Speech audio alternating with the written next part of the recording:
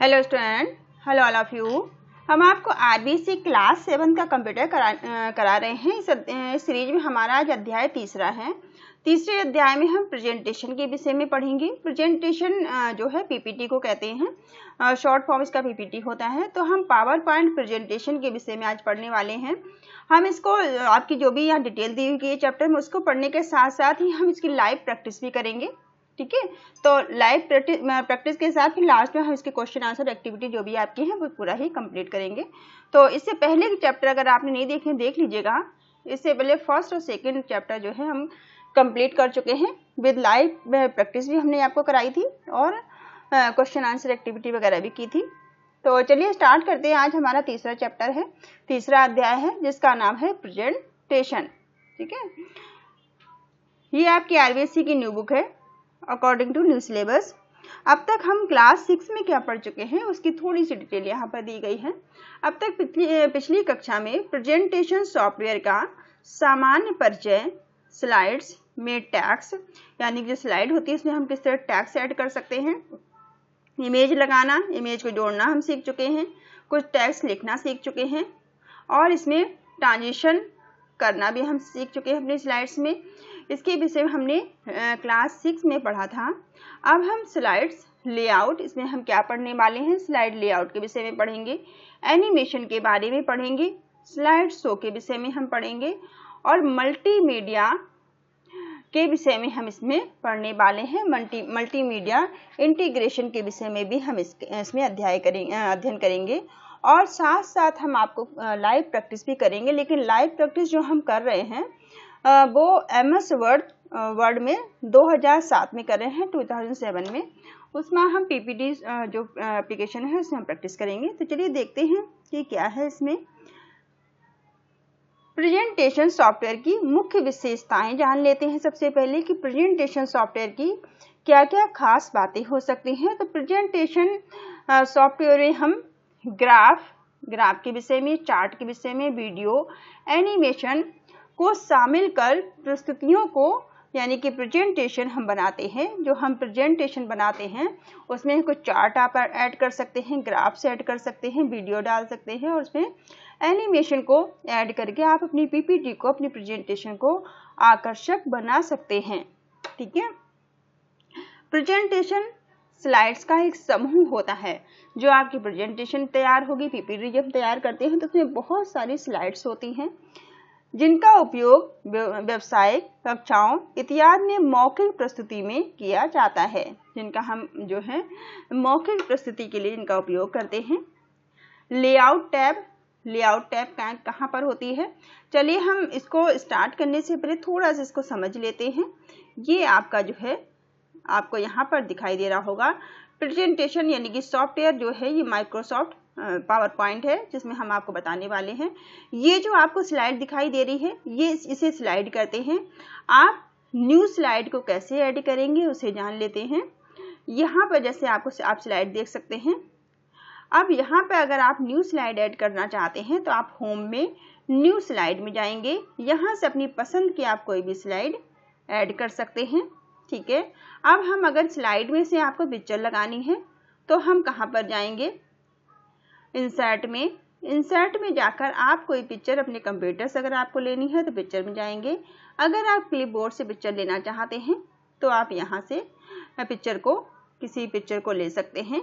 यहाँ पे आप कोई नाम लिख सकते हैं यहाँ पिक्चर का जिससे संबंधित आपको पिक्चर चाहिए हो, या फिर सिंपली ऐसे ही आप सर्च कर सकते हैं।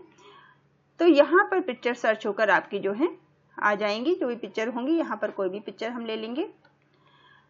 यहाँ पर पिक्चर देखिए आ रही है। इसके बाद में अगर आपको चार्ट लेना है तो यहाँ से आप चार्ट को ले सकते हैं। यहाँ से कोई शेप अगर आप लेना चाहते हैं तो इस जगह से आप यहाँ से शेप ले सकते हैं।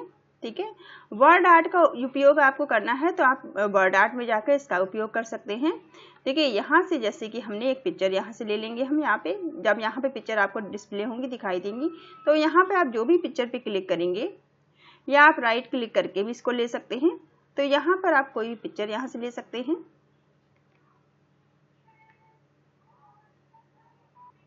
तो यहाँ पे हमने क्लिप आर्ट से पिक्चर ले ली। अब आप इस पिक्चर को बड़ा छोटा भी कर सकते हैं अगर आप इसे बड़ा छोटा करना चाहते हैं तो। जैसे ही आप इस पर क्लिक करते हैं ये डॉट डॉट आपको दिखाई दे रहे होंगे। यहाँ डॉट पे आप कर्सर अपना ले जाएंगे, इस तरह से कोई एरो बन जाएगा। इस पर आप जो लेफ्ट कर्सर को लेफ्ट माउस दबा के आप इसे माउस की सहायता से ड्रैग कर सकते हैं, बड़ा छोटा इसे कर सकते हैं, अपने हिसाब से एडजस्ट कर सकते हैं पिक्चर को। अब यहाँ पर आपको शेप्स दी गई हैं। अगर आप कोई शेप बनाना चाहते हैं तो यहाँ से कोई भी शेप भी आप ड्रॉ इस तरह से कर सकते हैं, ठीक है, कोई भी शेप आप ड्रॉ कर सकते हैं। उसके बाद में अगर आपको वर्ड आर्ट इस्तेमाल करनी है तो यहाँ से जाके आप वर्ड आर्ट का भी इस्तेमाल कर सकते हैं। हम यहाँ पर आप टेक्स्ट लिख सकते हैं कुछ भी, ठीक है। दूसरी स्लाइड ले लेते हैं वर्ड आर्ट के लिए। यहाँ से आप वर्ड आर्ट का उपयोग कर सकते हैं। हम आपकी क्लास लिख देते हैं, क्लास 7, ठीक है। देखिए वर्ड आर्ट का इस्तेमाल हमने कर लिया यहाँ से।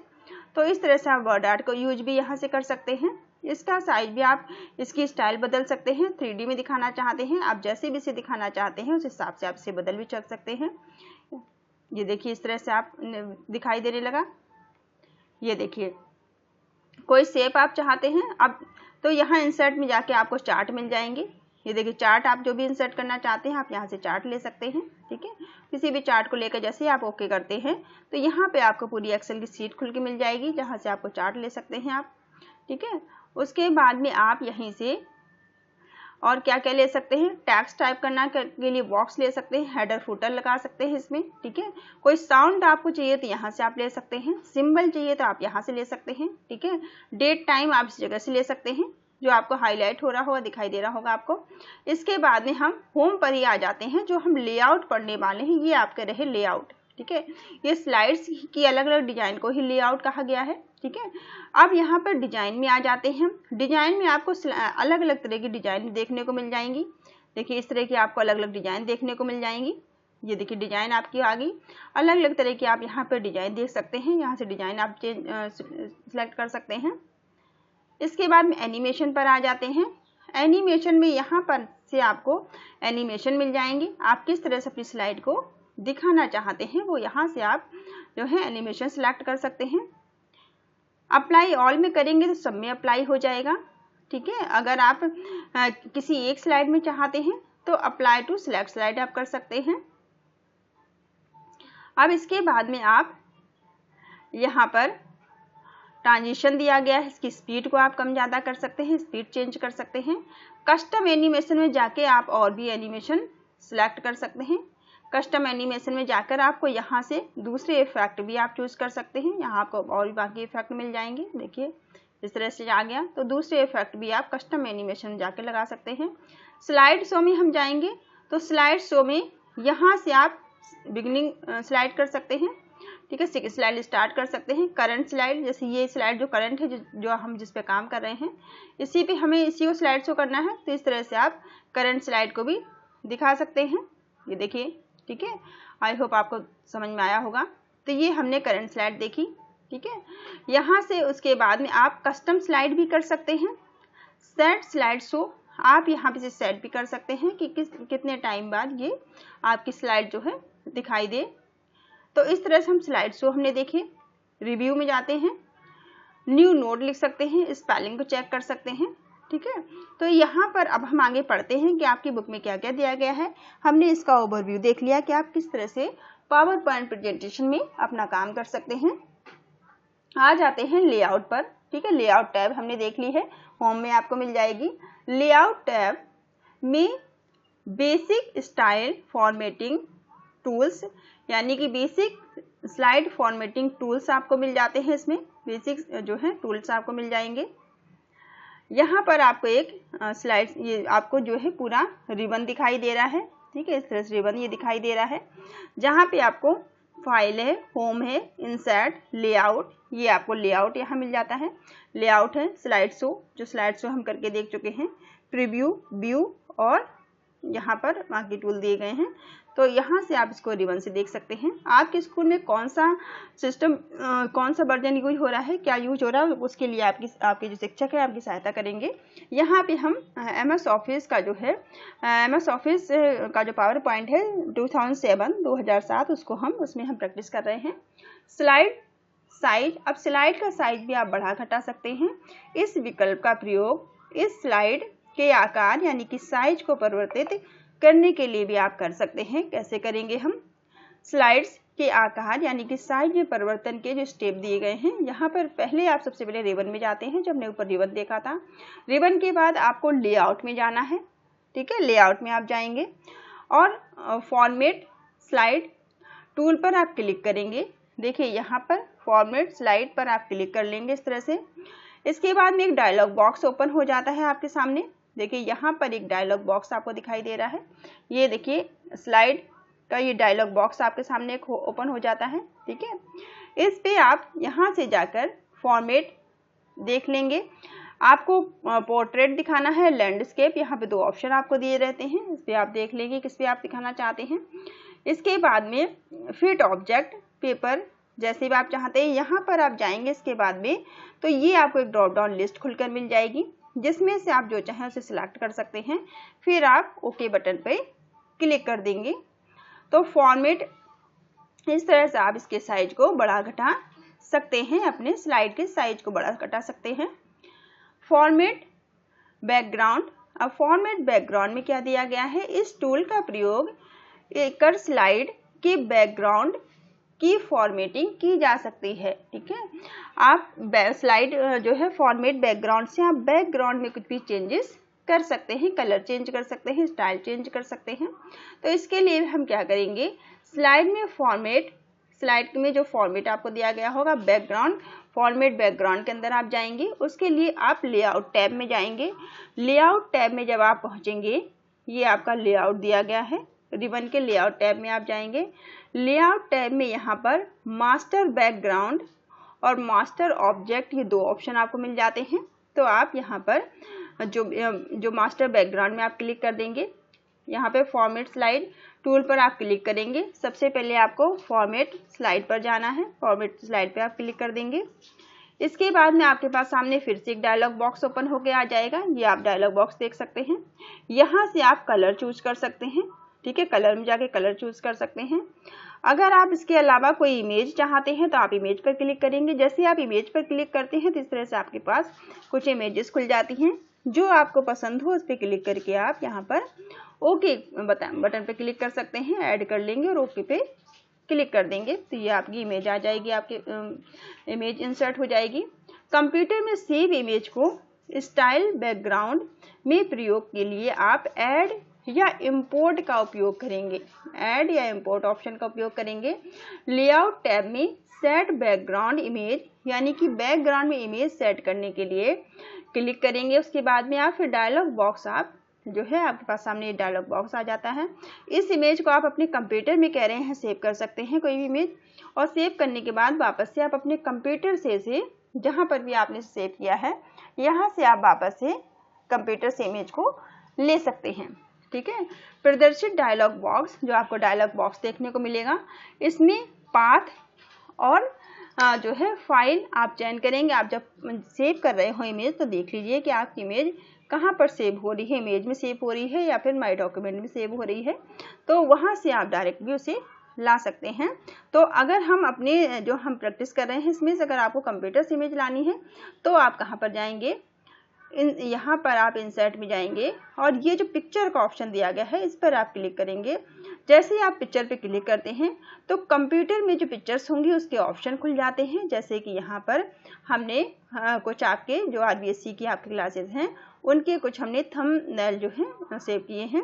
तो यहाँ जैसे थंबनेल है तो यहाँ से आप कोई भी थंबनेल, जैसे हमने आपको जब फर्स्ट यूनिट पढ़ाया था तो इसमें हमने फर्स्ट चैप्टर का जो क्लास 7 का फर्स्ट चैप्टर हमने नंबर सिस्टम पढ़ा था उसका ही थंबनेल हमने बनाया था। तो उसी पिक्चर को हमने यहाँ पे इंसर्ट किया है।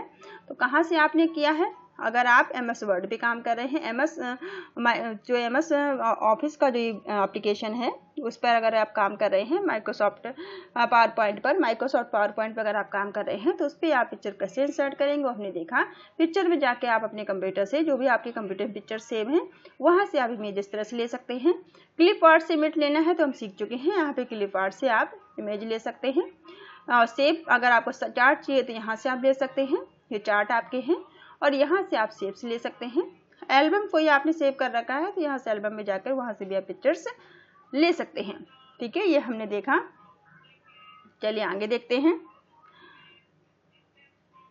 और अगर आप दूसरा कोई एप्लीकेशन यूज कर रहे हैं तो वहाँ पर फिर आपके शिक्षक ही आपकी हेल्प करेंगे कि आप किसमें काम कर रहे हैं, वो आपको बताएंगे। चलिए अब स्लाइड लेआउट पे हम जाते हैं। स्लाइड लेआउट के अंदर और क्या हो सकता है, इसमें प्रदर्शित प्लेस होल्डर की संख्या तथा उसके व्यू का निर्धारण भी हम कर सकते हैं। देखिए स्लाइड लेआउट को उपयोग करने के चरण आपके क्या हैं। स्लाइड लेआउट को आप किस तरह से उपयोग कर सकते हैं, रिबन पर उपस्थित लेआउट टैब यानी कि लेआउट टैब पे आप क्या करेंगे, क्लिक कर देंगे। यहाँ पर आपको लेआउट टैब मिल जाता है, लेआउट टैब पर आप क्लिक करेंगे। ठीक है, लेआउट टैब के बाद ये देखिए आपके पास इस तरह से आपको ऑप्शन मिल जाएंगे कि आपको अपनी पसंद का जो भी आपको लेआउट पसंद है वो आप ले सकते हैं। यहाँ पे स्लाइड लेआउट टूल पर आप क्लिक कर लेंगे जो भी आपको पसंद है।